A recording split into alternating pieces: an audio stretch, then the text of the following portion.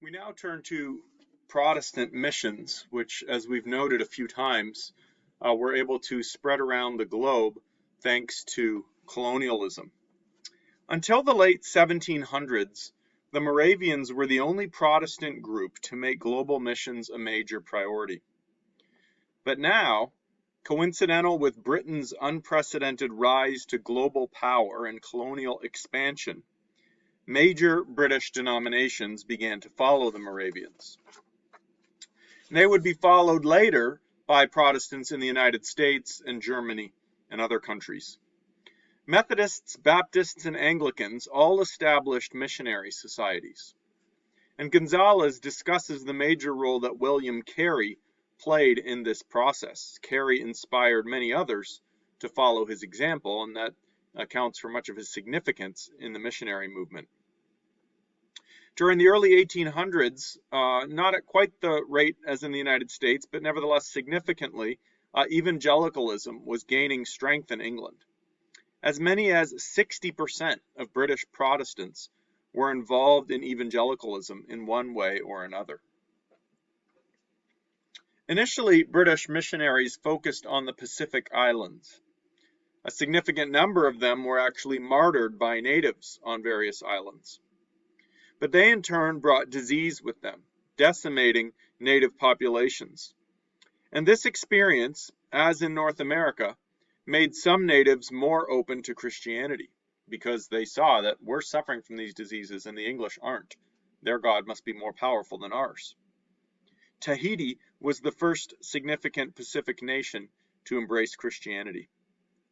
But others followed, including the Maori people of New Zealand, half of whom were worshiping in Christian churches by 1845, which meant that a higher percentage of Maori were faithfully worshiping in church than people in Britain. As in North America, however, British immigrants followed and came along with the missionaries, and so they came to dominate the islands of New Zealand as well. Australia did not go as well. It was difficult to reach the Aboriginals in the vast interior of the continent, and their way of life clashed too sharply with that of the British. So few of the natives in Australia became Christian, although several missions were established.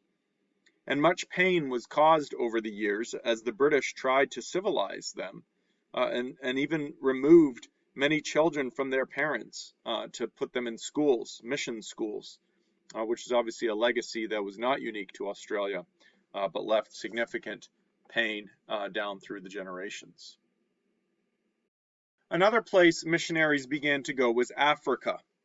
Early missionaries who went to the African interior, such as the famous David Livingstone, a doctor who explored much of the continent, did not have a lot of success. In northern Africa, they faced stiff opposition from increasingly aggressive Islam. Anglican missionaries in Africa advocated a policy for indigenous leadership based on what was known as the three-self principle, that churches in Africa should be self-supporting, self-governing, and self-propagating. This three-self principle was further encouraged by the fact that in Africa it tended to be Europeans who suffered from disease, and so disease killed many missionaries, and it was hard to get missionaries to go to the interior, let alone keep them alive once they got there. But an African from Niger, rescued from a slave ship whose name was Samuel Ajayi Crowther, was groomed as an indigenous leader and was actually consecrated as an Anglican bishop in 1864. And Crowther proved very critical of African pagan and traditional cultural practices such as witchcraft and polygamy.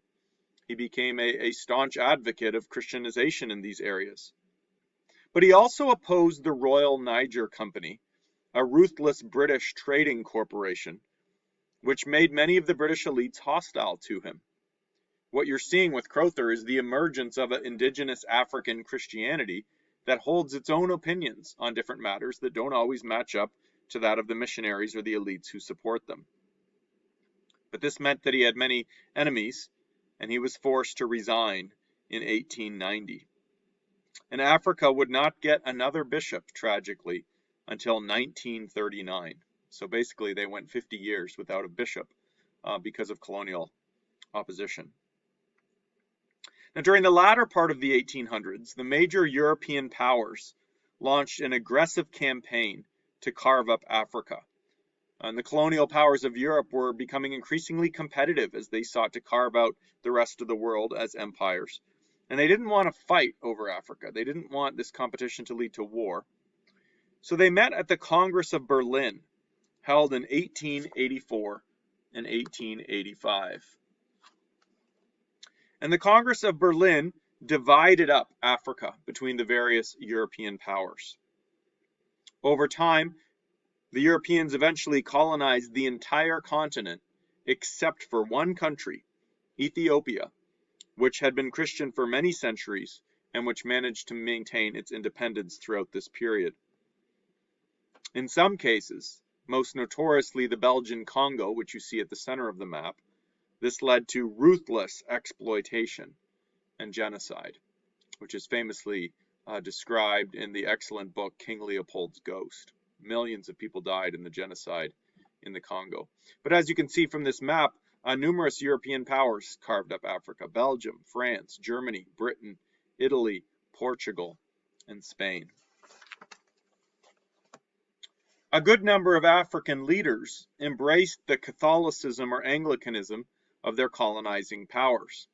So whatever nation dominated that area, that was the denomination it was likely to become.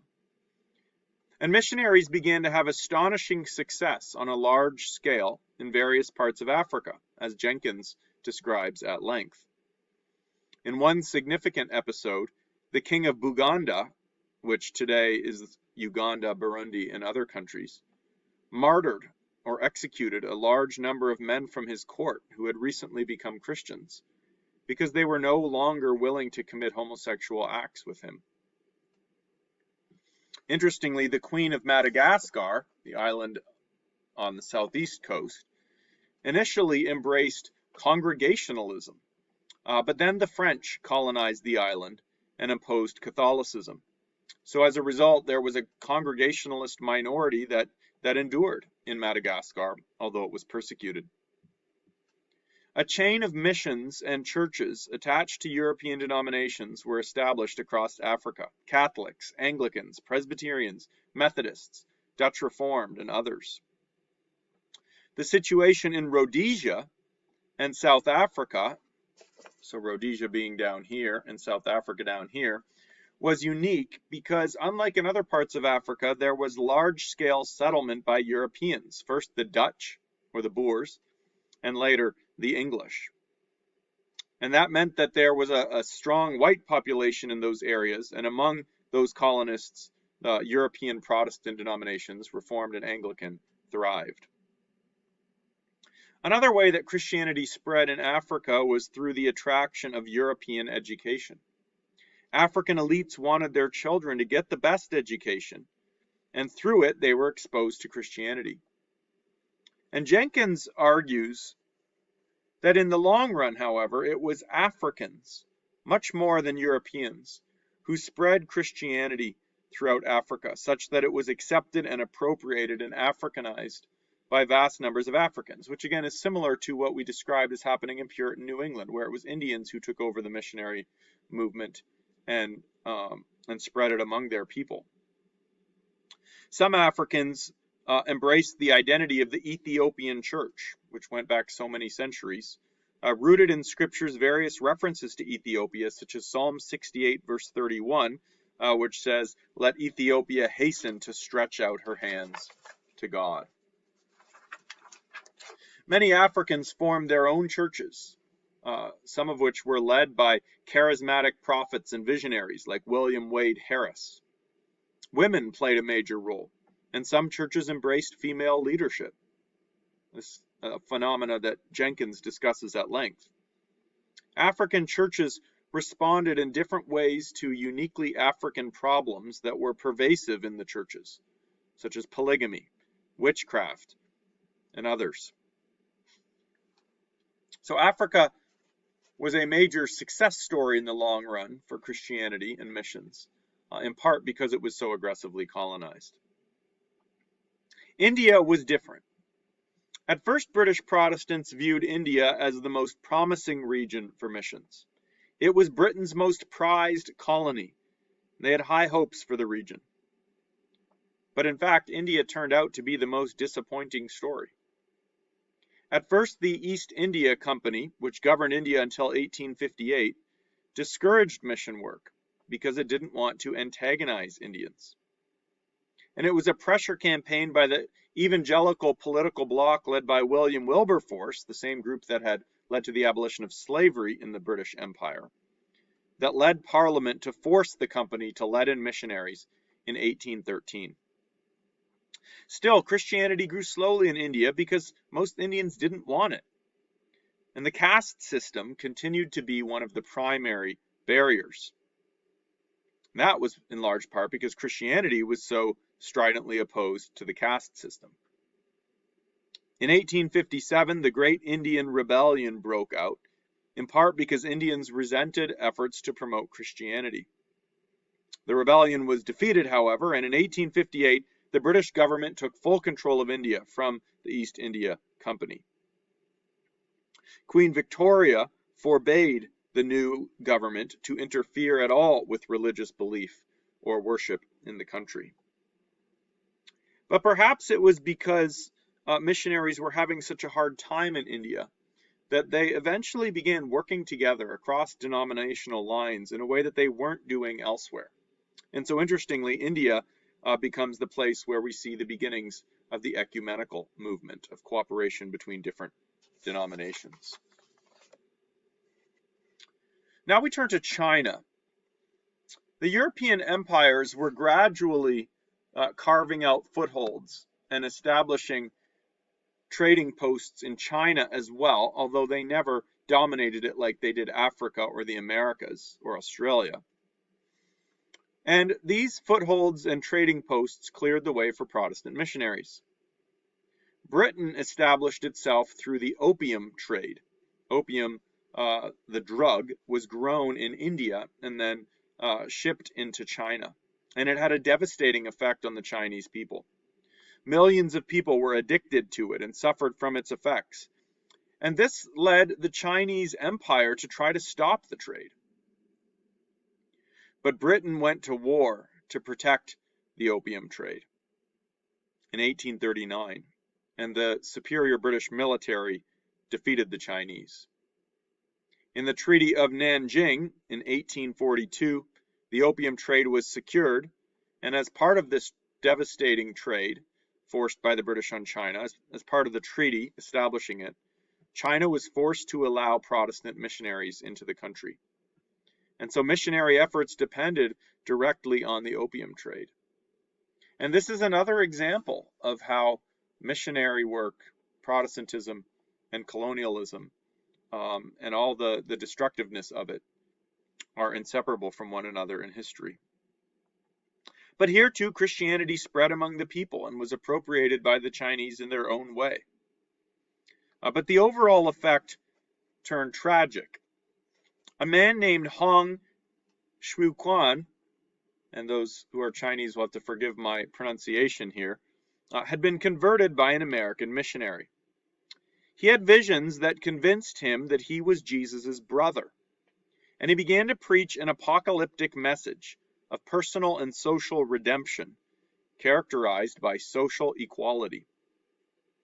The sect became known as Taiping, and it launched a rebellion known as the Taiping Rebellion in 1850. On this map, you can see the area within green is where the Taiping Rebellion happened. You can also see the different parts of China that were colonized or influenced by different European groups, as well as by Japan. The Taiping Rebellion turned into one of the most brutal wars in world history. As many as 20 million people died in it, many times more than the American Civil War, and more people than even died in World War I. And the Taiping Rebellion lasted until 1864, when Hong died and the movement was crushed. The Chinese Empire was irreparably weakened, which made it more vulnerable